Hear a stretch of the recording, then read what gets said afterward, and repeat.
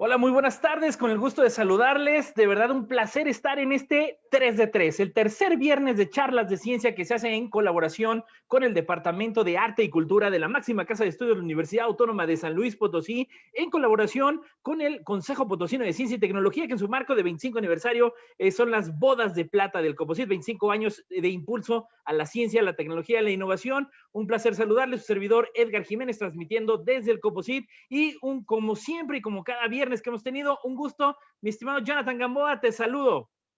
Saludos, mi querido Edgar, y sí es un gusto estar compartiendo con ustedes este espacio en donde damos voz a las y los divulgadores locales que han hecho una labor fundamental por la ciencia, por la cultura, por la tecnología, por las artes. Y sin más dilación, vamos con el penúltimo de nuestros divulgadores de estas jornadas y le doy la bienvenida al maestro Francisco Martínez Nieto, el estimado Paco, que es subdirector de experiencias educativas y encargado del programa de divulgación del Museo Laberinto de las Ciencias y las Artes. Les leo una pequeña reseña de su trayectoria. El maestro Francisco es maestro en comunicación de la ciencia y de la cultura por el Instituto Tecnológico de Estudios Superiores de Occidente, el famoso ITESO, y es especialista en tecnologías digitales de la comunicación por la Universidad del Centro de México. Durante los últimos 15 años se ha dedicado al desarrollo de proyectos de comunicación pública de la ciencia para museos, cientos centros públicos de investigación, estaciones de radio, revistas especializadas e instituciones en diversas partes del país.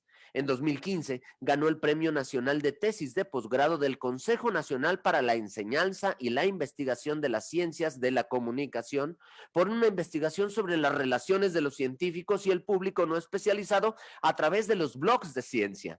Desde 2017 es el subdirector de experiencias educativas y encargado del programa de divulgación del Museo del Laberinto de las Ciencias y las Artes, en donde se ha dedicado a la planeación y el desarrollo de actividades, eventos y proyectos de comunicación de la ciencia y el arte para miles de visitantes de este museo dentro de sus espacios físicos y virtuales. Le damos la bienvenida a Paco Nieto del Museo de las Ciencias y las Artes, del Museo Laberinto de las Ciencias y las Artes, que nos va a hablar de la labor tan importante que hacen en este museo. Dejo cámaras y micrófonos contigo, Paco, y al ratito nos vemos para comentarte acerca de tu exposición. Gracias, Jonathan. Gracias, Edgar. Un saludo. Y bueno, pues también gracias al Composite, a la Universidad Autónoma por esta invitación, ¿no? La verdad es que pues, estos espacios son muy necesarios, no solamente para hablar de la trayectoria o de la experiencia de las personas o de las instituciones, sino también para discutir, ¿no? Para pues, ponernos a hablar y establecer una conversación acerca de cuestiones esenciales de la divulgación científica que no parecen a veces estar como muy establecidas por la misma emergencia que tiene el campo, que es un campo pues, que surgió hace algunas décadas, y entonces hay algunas cosas en el aire que quienes estamos en la práctica, quienes participamos en ella en estos años, bueno, pues tenemos pues ese desafío, ¿no? De pues ponernos de acuerdo acerca de conceptos, acerca de la ruta, acerca de lo que hacemos, acerca incluso de cosas tan simples como, bueno, esto es divulgación o hacemos algo más, o deberíamos hacer algo distinto, o está bien lo que hacemos. También como estos ejercicios de autocrítica son importantes y bueno, pues estas oportunidades, ¿no? Para platicar al respecto, pues son muy buenas, ¿no? Son preguntas esenciales que, bueno, deben siempre también incorporar a la juventud, ¿no? Y la juventud no nada más visto como un público, porque creo que en este campo de la comunicación, de la divulgación de la ciencia, también podemos pensar en la juventud como un emisor, como un creador, como un agente de la transformación, no solo en ese papel pasivo de los públicos, sino en un papel activo de transformación social como comunicadores o como divulgadores. Quisiera ejemplificar un poco con el museo, con el espacio donde elaboro, que espero que bueno, muchas personas que nos estén viendo ya lo conozcan. El Museo Laberinto pues, es un espacio que está orientado fundamentalmente hacia la población joven, ¿no? A través de los programas, a través de las actividades que ya ha hecho, incluso desde el propio diseño del museo, hay una orientación hacia un público a partir de los 10 años, ¿sí? Y esto, bueno, se manifiesta pues, en los talleres, se manifiesta en las salas, se manifiesta en los programas que hacemos, se manifiesta, por ejemplo, en los recorridos, que son, bueno, principalmente para escuelas de primaria y secundaria. Se manifiestan cosas, por ejemplo, como la Feria de Ciencia que hacemos, que, bueno, es fundamentalmente un proyecto de carácter vocacional, donde los jóvenes, bueno, pues presentan sus proyectos y hay una comunidad de personas de museos y de comunidad científica que observan lo que están haciendo, lo evalúan y, bueno, pues eso es algo que queremos seguir realizando. También pensamos, bueno, en jóvenes de otros segmentos, por ejemplo, universitarios, ¿no? Para quienes hacemos visitas técnicas o recorridos más especializados de acuerdo a sus intereses. Y también tenemos actividades generales, como son las noches astronómicas, como son, por ejemplo, los temas que tienen las salas temporales, todos ellos pensados con un interés especial en la población joven. También incluso las visitas que a veces el museo hace fuera de sus instalaciones. Digamos, uno de los grandes intereses es poder, a través de estos instrumentos, de estos programas, pues llegar a una población joven y lograr cosas importantes con ellos, como pues inspirar, motivar, generar interés, bueno, todo lo que está manifiesto en la misión del museo. Pero como lo decían al principio, nuestro interés y parte de lo que hacemos no solo se orienta a lograr esto con los públicos. En el museo pasa una cosa muy especial que también del otro lado, o sea, del lado de donde estamos, donde están nuestros compañeros y nuestros colaboradores, hay una población joven que activamente está ahí trabajando en la búsqueda de los objetivos generales del museo, que son la búsqueda de los objetivos generales de la divulgación científica, y estos son los guías del museo, son nuestros guachis que, pues bueno, quienes ya han visitado el museo, pues los han visto, que son personas que los atienden en la sala y cumplen un papel fundamental, porque no, lo que busca el museo no es ya la búsqueda tradicional de los museos de ciencia clásicos, que simplemente es la transmisión de un saber o satisfacer la necesidad de información, sino más bien lo que buscamos es inscribirnos en una búsqueda más contemporánea, que tiene que ver con que los museos no solo sean fines, ¿no? donde se logre algo, sino más bien que sean medios a través de los cuales ocurran acontecimientos de comunicación. Los museos buscan ser lugares comunicativos, donde no se agote el conocimiento, sino más bien donde lo fundamental, donde lo que tenemos que subrayar está en las relaciones sociales. Y ahí, de ahí el papel de los guachis, ¿no? Que consiste pues en establecer diálogos con los visitantes, con el público, en torno a los contenidos que están presentes, manifiestos en las salas, ¿no? Entonces, digamos, de esta manera buscamos pues atender a la población joven, pero también convertir a la población joven en agentes de la transformación que busca la divulgación científica. Entonces, bueno, pensando en eso, quería mostrar una presentación donde hay un tema en el que pues me ha gustado insistir acerca de la comunicación de la ciencia, que tiene que ver con esto de discutir como la base, como discutir los intereses que tiene. Y bueno, quisiera mostrarla. Y tiene que ver con esto, ¿no? Con pensar, pues no solo en nuestros guachis, sino en cómo los jóvenes, y algunos tal vez que nos estén viendo, pueden pensarse a sí mismos no solo como los públicos de la divulgación, sino como los promotores, ¿no? Pues de los grandes cambios que busca esta área. Entonces voy a compartir pantalla. A ver.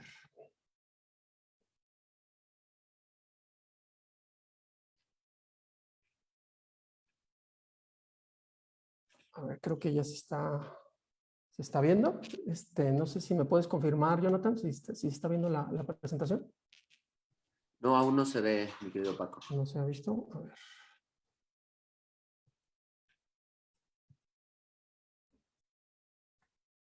Un momentito.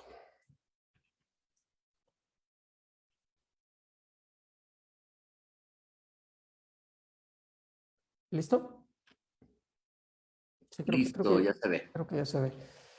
Sí, bueno, es que cuando todos ingresamos a este campo pequeño y emergente que es la divulgación científica, partimos de pues, definiciones generales que a lo mejor, por ser un campo emergente, pues son definiciones transitorias, ¿no? Son definiciones que tienen que cambiar de acuerdo a las necesidades, ¿no? Entonces, esto, por ejemplo, es una definición de Ana María Sánchez Mora, una catedrática de la UNAM, que pues, en uno de sus libros, que son libros fundamentales para entender la divulgación desde la práctica, porque bueno, ella ha trabajado mucho con el Museo Universum, bueno, define la práctica de esta manera.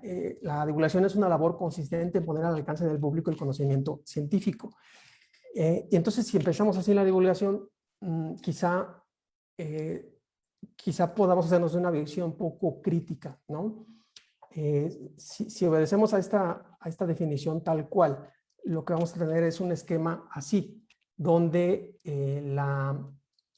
la divulgación científica pues es un modelo unidireccional donde hay un conocimiento bueno, es un conocimiento que está especializado, por supuesto, el conocimiento científico, pero que también suele estar oculto, suele estar lejos. Por eso la definición habla de que hay que acercarlo al público. Y entonces este acercamiento se da a través de una entrega en condiciones de ser comprensible y accesible para un conjunto de la sociedad, para un colectivo, pues que carece de él, que no tiene la oportunidad de conocerlo a fondo. Y esto, pues, lo que constituye es lo que se llama el modelo de déficit, y que es un modelo, pues, muy unidireccional, ¿no? Entonces, también incluso la definición de la palabra divulgación nos habla de un saber, incluso desde su etimología, un saber que se tiene que entregar a una multitud, pues, de esa manera, ¿no? Vertical, sin mucha oportunidad para que ese colectivo pueda participar o pueda discutir con esas entidades especializadas o con esos actores que son los científicos. Todo esto lo voy a pasar muy rápido, todo esto surge a partir de un entendimiento de la divulgación científica desde su origen, como una forma de ilustrar a las multitudes. Pasa el tiempo, la ciencia se especializa y por ahí de mediados del siglo XX empiezan a haber ciertas preocupaciones sociales, ¿no? Ciertas preocupaciones acerca de lo que la ciencia puede hacer si no hay una discusión pública, filosófica, ética detrás, ¿no? Que nos ayude a orientar hacia dónde vamos a dirigir esas tecnologías, ¿no? Y aquí pongo la imagen de la bomba atómica, que es, bueno, pues como algo icónico, un momento especial en el cual se detona una sensación de suspicacia y desconfianza social generalizada en todo el mundo acerca de qué estamos haciendo con la ciencia. Entonces, a partir de ahí se empiezan a cuestionar estos modelos, ¿sí? Unidireccionales, para establecer más bien tendencias hacia relaciones más horizontales, ¿sí? Entonces, lo que estamos buscando pues es más bien establecer modelos multidireccionales de comunicación donde los individuos, las instituciones, los científicos pues puedan estar con una especie de entendimiento mutuo en una situación de diálogo a través del cual, bueno, pues justo haya un intercambio de inquietudes, de conocimientos, de intereses. Y entonces, bueno, pues está la sugerencia de, pues, ¿qué tal si mejor en vez de divulgación hablamos de comunicación pública de la ciencia, ¿no?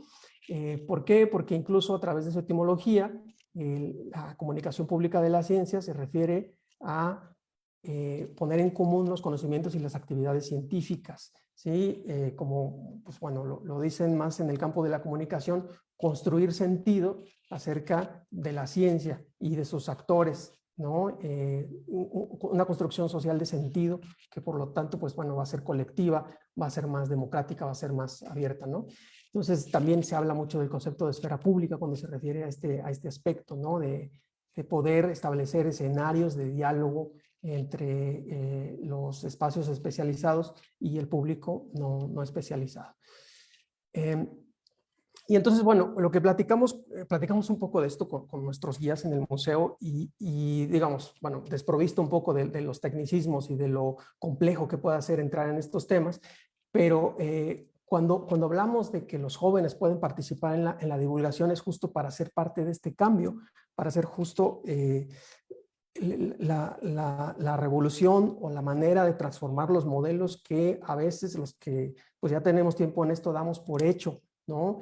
Y los jóvenes, digamos, con ese empuje y con esa necesidad de transformar las cosas, generalmente en la búsqueda de un mayor desarrollo y de una sociedad más equitativa, como lo vemos en muchos movimientos actuales que son protagonizados por jóvenes, pues en el espacio de la comunicación pública de la ciencia se pueden lograr resultados similares. Entonces, cuando platicamos con los guachis y bueno, con otros chicos, cuando tenemos la oportunidad de por qué hacemos la comunicación de la ciencia, la primera respuesta que nos suelen dar es, bueno, pues para transmitir los conocimientos, ¿no? Y bueno, es correcto, sí, podemos transmitir conocimientos y a partir de eso apoyar la educación formal, disminuir, por supuesto, la desinformación generalizada que existe, pues, no solo en nuestra sociedad, sino en todo el mundo, ampliar la cultura científica, pero nos quedamos cortos si solamente estamos hablando de eso. El cambio que necesitamos es una práctica que nos ayude no solo a transmitir conocimiento, sino también a apropiarlo, a buscar la manera en que ese conocimiento nos ayude a solucionar los problemas de la vida diaria, ¿sí? Aquí, por ejemplo, está una cápsula, se ve una cápsula como un medicamento, porque, por ejemplo, un mayor conocimiento en temas de salud, no solamente es para alimentar nuestra cultura general, entre comillas, es también para solucionar problemas que se nos presentan a diario y que parten de nosotros, ¿no? Desde la alimentación, por ejemplo. También nos sirve porque necesitamos generar una imagen aproximada de la ciencia. Miren esta imagen es los resultados de una búsqueda en Google. Cuando tú escribes la palabra scientist, científico, y lo buscas en imágenes, pues mira, aparecen puros estereotipos, ¿no? de la ciencia, los estereotipos clásicos, ¿no? No solo por el área, ¿no? del científico que aparece en estas imágenes, ¿no? En la química, sino también por el carácter del personaje y también por el sexo del personaje, ¿no? Generalmente hombres que están en un laboratorio haciendo experimentos y a veces con intenciones malignas, ¿no? Entonces hay que cambiar un poco eso, o hay que cambiarlo mucho más bien, y también hay que generar como una imagen más amplia del proceso de producción de conocimientos científicos. Esta imagen es de Jano, este personaje de la cultura, de la mitología griega que tiene dos rostros. El filósofo Bruno Latour dice que la ciencia se puede comparar un poco con la figura de Jano porque hay una ciencia que vemos en el periodismo científico o vemos en los diarios, en las notas, que es esa ciencia terminada, que parece impecable, que parece desprovista de discusiones, pero también hay una cara oculta que es la cara de la ciencia que ocurre detrás de escenas, la ciencia que ocurre pues ya sea en los laboratorios o ya sea en los espacios donde se discuten los conocimientos y que pues no es una ciencia desprovista de conflicto, ¿no? Entonces también es necesario desmitificar la ciencia y esto pues por supuesto se puede hacer a través de la comunicación. Desde luego, uno de los papeles fundamentales de esta práctica es fomentar vocaciones, esto a través de la creación de expectativas de parte de los públicos, no solo a través de la transmisión de conocimiento, sino a través de la búsqueda de detonar emociones y con el objetivo pues, de aumentar el número de investigadores pues, a nivel general, ¿no? No voy a decir solo en México, a nivel general pues es necesario. Y esto va a ocurrir cuando las personas o cuando los jóvenes puedan ver que la ciencia es algo más que los estereotipos o que las imágenes que se suelen, con las que se suele ser representada.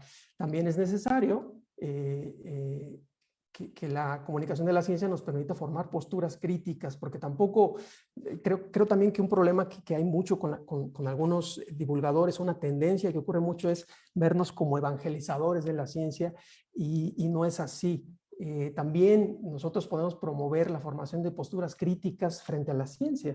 Es decir, la ciencia como un instrumento especializado, como una gran creación humana, pero que nos va a ayudar en los objetivos que nosotros establezcamos, ¿no? Y aquí, por ejemplo, está la imagen de una bomba atómica, de un misil, y está la imagen de un satélite que fue lanzado también con energía nuclear al espacio. Entonces, esa misma tecnología puede provocar las dos cosas según nosotros decidamos, ¿no? Entonces, también es pues, imaginar posibilidades. ¿Qué podemos hacer con la ciencia de acuerdo a lo que queremos como sociedad?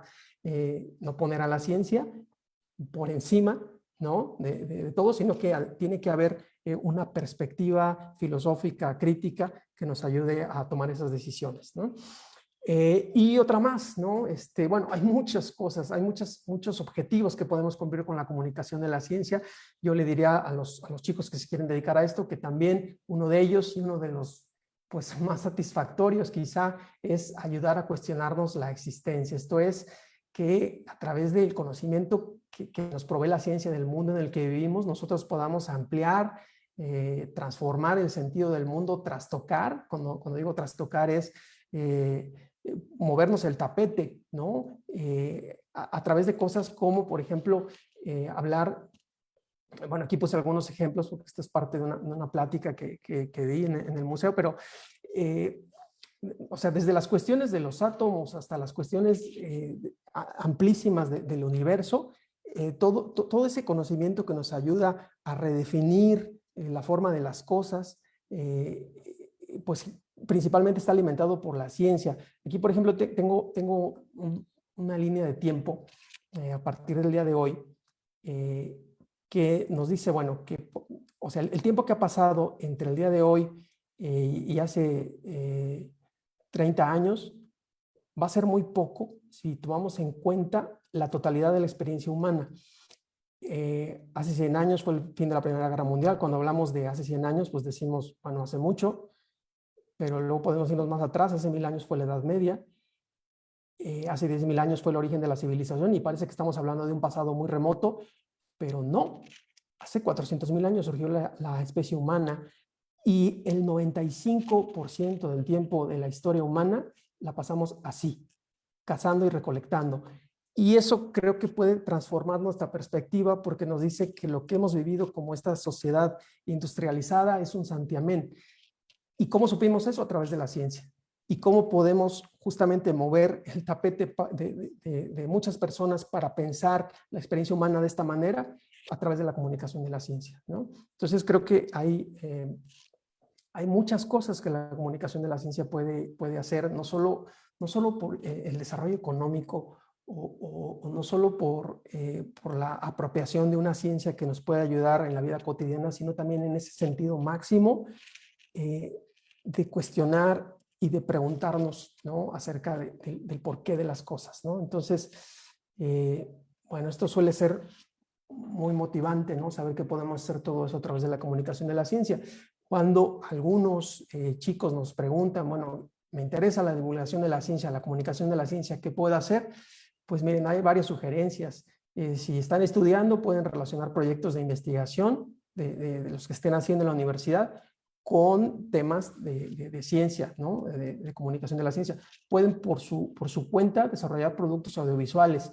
Antes esto estaba nada más en manos de los comunicólogos. En el mundo de hoy en día todos podemos ser productores audiovisuales. No solo todos podemos ser, creo que todos lo somos, ¿no? Entonces creo que podemos participar en eso también.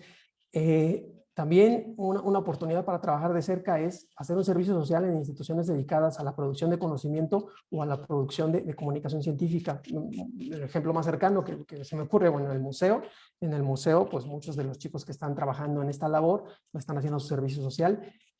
También en instituciones de investigación, en el EPICID, o en instituciones que apoyan también el desarrollo del conocimiento, o que apoyan a las instituciones como el COPOSIT, la Universidad Autónoma. Bueno, es muy importante poder tener esta experiencia, inclusive aún estando dentro de la universidad, antes de buscar un trabajo, podemos tener estos acercamientos. Considerar la comunicación de la ciencia como un proyecto para posgrado, también es una opción. La creación libre, bueno, que se parece un poco a lo que vimos acá, ¿no? A través de los medios digitales o a través de escribir, a través de hacer algún experimento que nos permita lograr algunos de los objetivos que mencioné anteriormente.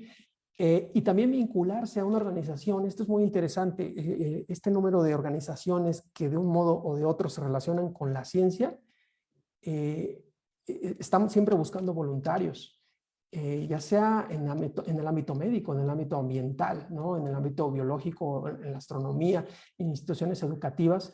Estas agrupaciones que fomentan los cambios ambientales, que fomentan la educación, siempre tienen una base en una forma de conocimiento científico, ¿no? Entonces, esa es una manera también de acercarse. Sí, también hay, bueno, muchos proyectos muy interesantes que están por ahí disponibles, y a los que nos podemos acercar para ver formas interesantes de plantear el acercamiento a la ciencia, ¿no? Formas alternativas. Aquí pongo algunos.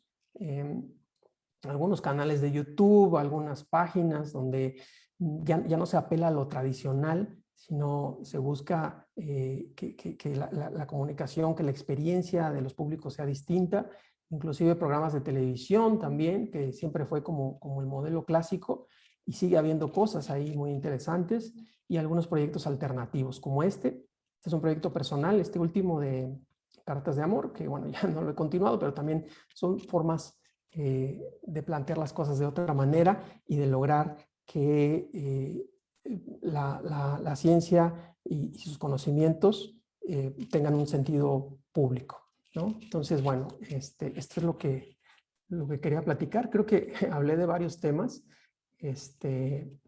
toqué varios temas que pueden parecer también como un poco dispares. Tenía ganas de hablar de muchas cosas, ¿no? Del museo, de los conceptos, ¿no? De las búsquedas. Pero bueno, siento que parte del público, una buena parte del público que nos ve, pertenece a ese segmento de la población joven y pues bueno, me gustaría y nos gustaría a los que estamos en esto, pues que vean una motivación, pues bueno, en el trabajo que se ha hecho, en las posibilidades que hay, ¿no?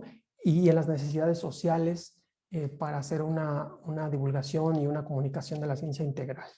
Entonces, bueno, es todo y pues espero sus comentarios. Muchas gracias, Paco. Muy interesante la labor que hace el Museo Laberinto de las Ciencias y las Artes. Y yo supongo que ustedes lo tienen claro, pero este museo es fundamental. Yo tengo recuerdos muy gratos. Seguramente por ahí María González, que seguramente nos está viendo, a quien le mandamos un saludo, se acordará de cuando mi hijo Dante y yo íbamos, que él era muy pequeño y compartíamos los espacios. Y es que es justamente la labor que tú haces y todos los que forman parte del Museo Laberinto, muy importante para la sociedad potosina porque atienden a diversos públicos. Y esta me gustaría que fuera la primera pregunta. ¿Cómo construyen estos mecanismos de comunicación y divulgación de la ciencia para públicos tan diversos a los que ustedes atienden? No es el mismo público el niño o el grupo de primaria que las familias que van a ver o que los que asisten a las noches que hacen ahí también ustedes. ¿Cómo construyen ustedes estos discursos diferenciados para los diferentes públicos, Paco? Sí, pues mira, ya hay unas cosas que ya están dadas, digamos, que son las instalaciones, ¿no?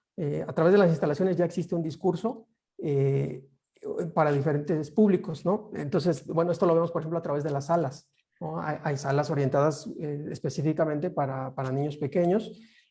Gran parte de la oferta va más bien para grupos, bueno, más grandes, y ahí es cuando intervenimos, porque cuando hablamos de públicos más grandes, esto parece un poco más disperso, ¿no? Parece como, bueno, público más grande puede ser un niño de 8 años, pero puede ser también un joven de 19 o puede ser un adulto mayor, ¿no?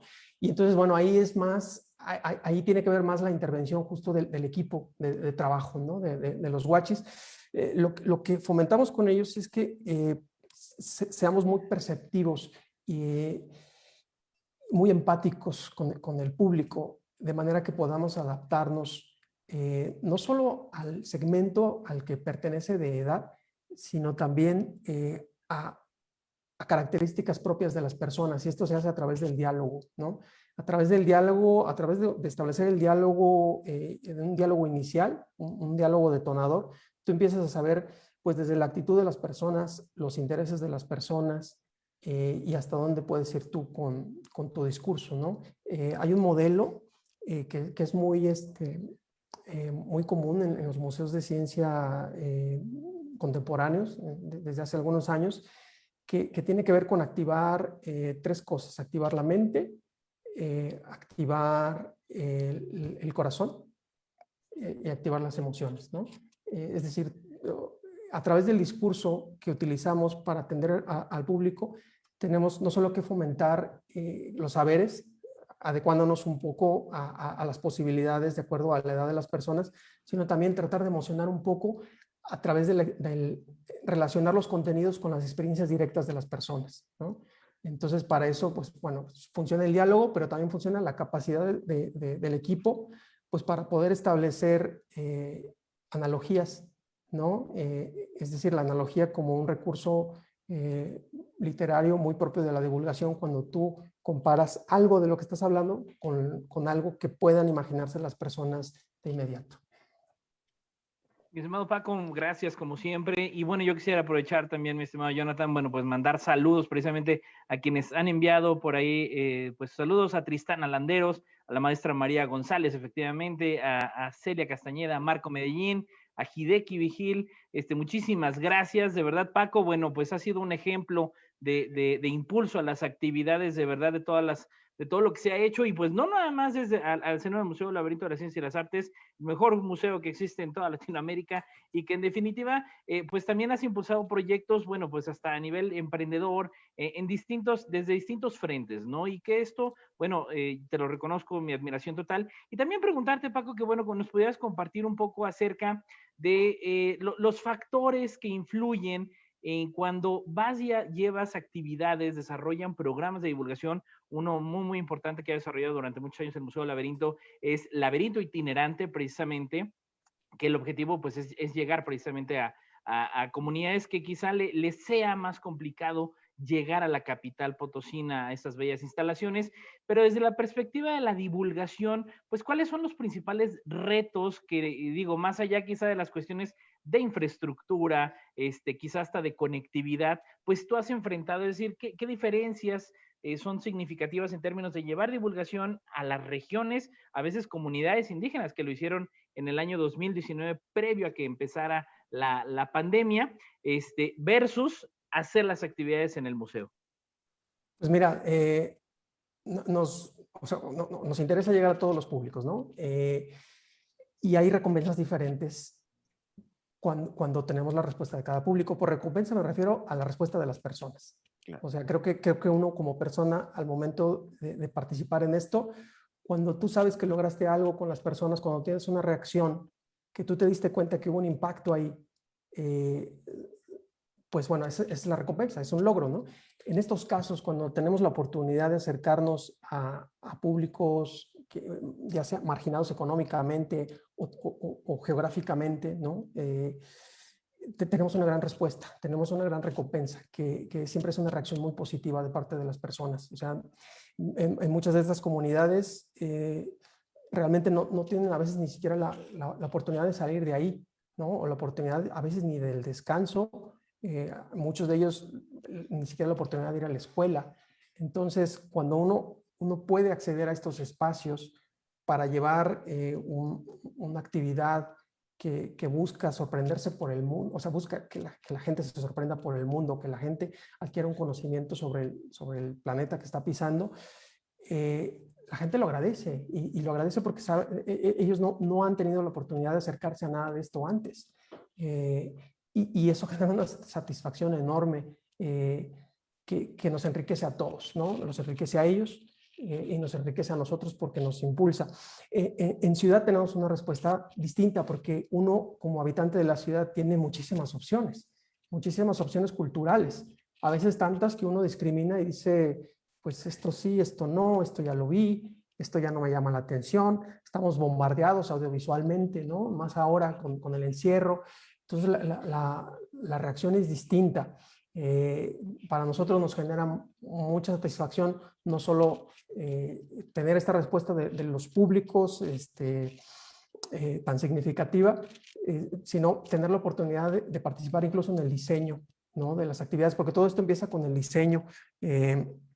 Cuando tenemos noticia de que vamos a participar en un programa de estos, de inmediato pensamos, bueno, ¿qué es lo adecuado? ¿Qué es lo adecuado para ellos? O sea, podemos hablar de muchísimas cosas. Tenemos dispositivos tecnológicos, tenemos una diversidad de opciones, ¿no? Pero ellos en esa circunstancia en donde se encuentran, de acuerdo al ambiente donde viven, de acuerdo a las necesidades que tienen, de acuerdo a lo que pueden acceder, que a veces ellos pueden acceder a cosas a las que nosotros no. El contacto directo con la naturaleza, el contacto directo con el cielo, con las estrellas, eso ya es una ventaja, porque para nosotros es bueno. Pues a lo mejor con las personas de la ciudad a veces no podemos lograr esto, pero ellos tienen un cielo buenísimo, ellos tienen la naturaleza aquí, ellos conviven, tienen actividades tradicionales que les permiten tener otro sentido de la realidad, ¿no? Distinto. Entonces, pues es un desafío, por supuesto, porque esto no siempre es fácil de conseguir, pero también es una gran oportunidad que, por ejemplo, te digo, nuestros huachis, cuando tienen esa experiencia, se sienten plenamente satisfechos porque saben que no solo han cumplido con un servicio social, pero no solo han cumplido con algo que se les solicita, sino han tenido la oportunidad de transformar y ser testigos de que esa transformación fue efectiva, que a veces es complicado. Por ejemplo, cuando tienes un visitante en el museo, bueno, pues tú lo atiendes y puedes tener a veces la respuesta inmediata, ¿no? Que te dicen, bueno, sí, es que esto es muy interesante, pero a veces no, a veces eso se detona después, ¿no? No nos enteramos.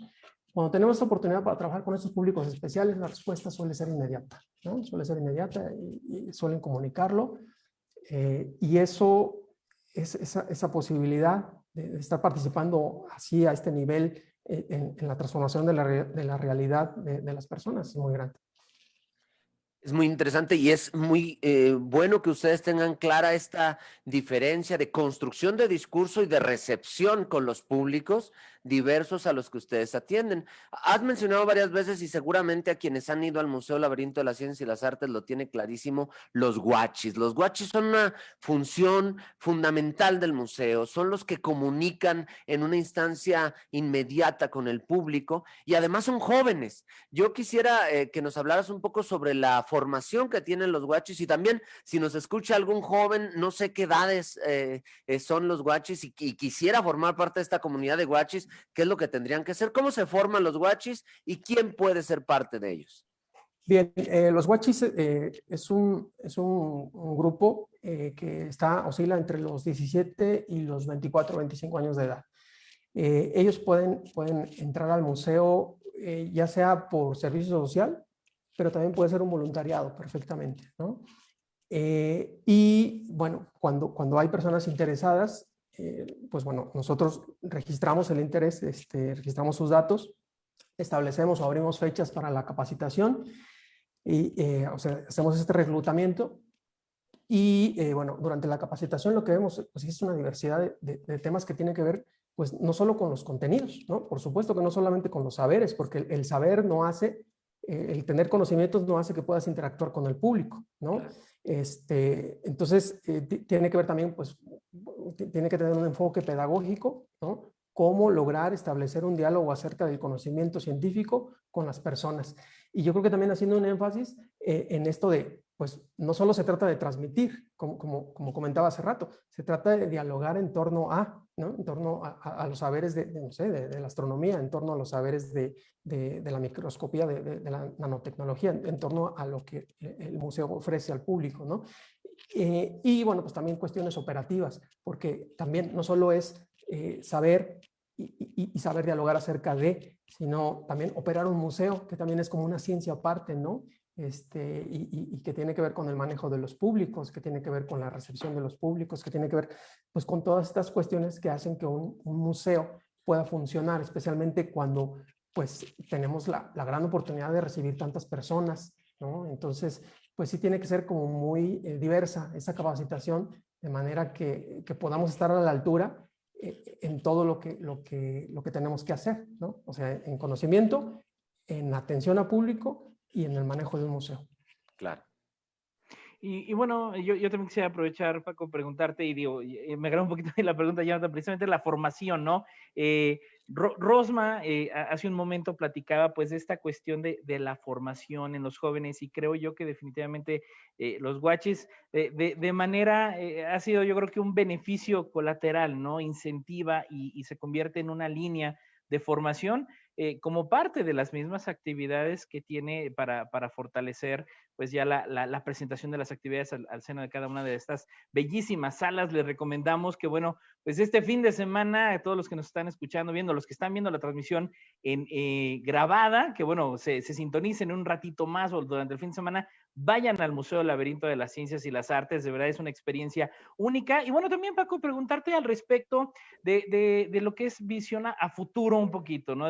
Tú como especialista en el área de comunicación de las ciencias, pues ¿cómo visualizas ahora ya a un esperado, a un tan esperado que, bueno, creo que no podemos cantar victoria, tanto que, bueno, pues seguimos en estas actividades de carácter virtual, de cómo va a transitar el proceso de comunicación de la ciencia desde los museos de ciencia y tecnología? Es decir, ¿cómo visualizas que vaya a transitar esta mezcla de actividades, pues a veces híbridas, vamos a llamarle híbridas, es decir, virtuales versus presenciales. Creo que lo presencial, simple y sencillamente y pedagógicamente está demostrado que es fundamental, la educación así tal cual lo está demostrando, urge también esa parte presencial, pero desde tu punto de vista, ¿hacia dónde crees que vaya a caminar el ejercicio de los museos de ciencia y tecnología ya en un periodo post-pandemia? Sí, bueno, yo creo que en general viene, esperamos, un periodo de recuperación y esa recuperación, o sea, va a ser literalmente tratar de recuperar un poco del estilo de vida que teníamos anteriormente, pero digamos que si hay algo que nos ha permitido crecer en esta pandemia es que hemos fortalecido algunas cosas que parecía o que era difícil que ocurrieran, ¿no?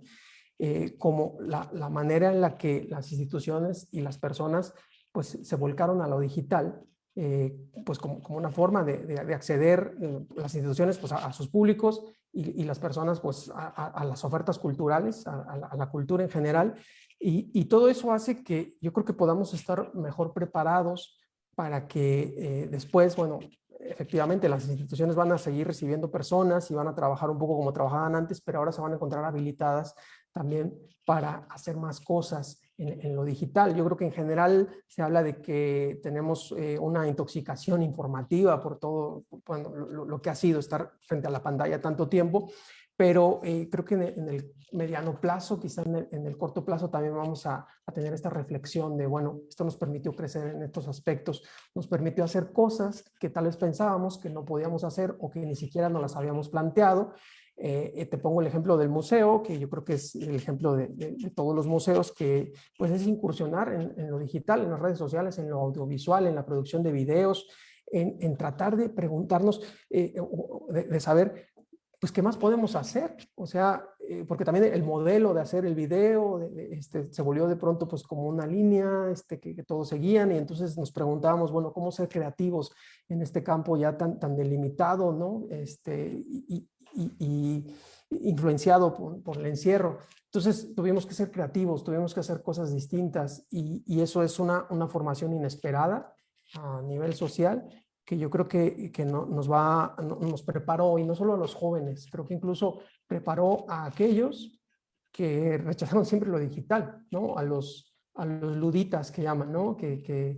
Los apocalípticos de la tecnología de pronto ya dejaron de ser tan apocalípticos y tuvieron que pasar a formarse junto con los demás para participar, ¿no? En la construcción pues de toda esta cultura digital que yo creo que dio un salto enorme y que no va a regresar a como estaba ni va a ser abandonada. O sea, yo creo que parte de todas estas herramientas que adquirimos van a ser aprovechadas de manera efectiva, ¿no? Yo creo que esto también pues hizo que nos reactiváramos, ¿no? En ciertos aspectos y yo creo que, no sé, en unos años vamos a estar incursionando en las dos cosas, ¿no? En lo físico y en lo digital, ya que ya tenemos estas habilidades y como instituciones, yo creo que también hay cosas que no vamos a abandonar de lo que aprendimos. Hicimos hace poquito una actividad en el museo, justo en el Día de los Museos, donde planteábamos a las personas que extrañaban de antes de la pandemia y qué les gustaría conservar de lo que aprendieron en la pandemia. Y yo creo que como instituciones también hacemos esta reflexión. Como institución queremos recuperar los públicos, queremos recuperar las salas llenas, las conferencias, las noches astronómicas. Pero vaya, o sea, aprendimos también a hacer cosas en los medios digitales con una respuesta buena que pues podemos seguir perfeccionando y entonces alcanzar incluso nuevos públicos a través de eso. Claro, y estamos seguros que el Museo Laberinto lo va a lograr, esta transición hacia las nuevas realidades que nos acercan. Ya casi se nos acaba el tiempo, mi querido Edgar. No sé si hay algún comentario último que le quieras hacer a nuestro querido Paco. Pues antes que nada, agradecer nuestro mayor reconocimiento desde el Consejo Potosino de Ciencia y Tecnología y que sé que también es la recepción de parte del Departamento de Difusión Cultural, desde la División de Arte y Cultura. Pues nuestro mayor reconocimiento y felicitación a toda la gran labor liderada por la maestra María González, Paco, a todo ese gran equipo también que ha formado parte de la construcción, de la comunicación de la ciencia, la tecnología y la innovación y las artes, como lo es el Museo Laberinto de la Ciencia y las Artes. Yo nada más quisiera pues reiterar esta invitación, agradecerte, Paco, mucho éxito en todas las más actividades que se vienen, en esta transición precisamente todavía pandémica, pero bueno, tendremos post-pandemia, evidentemente. Y que bueno, yo nada más reiterar también la invitación a todos aquellos que nos están viendo o que están viendo la grabación, que cuando vengan al Museo Laberinto de la Ciencia y las Artes, no se olviden de visitar San Luis Potosí. Entonces, Paco, muchísimas gracias, un abrazo.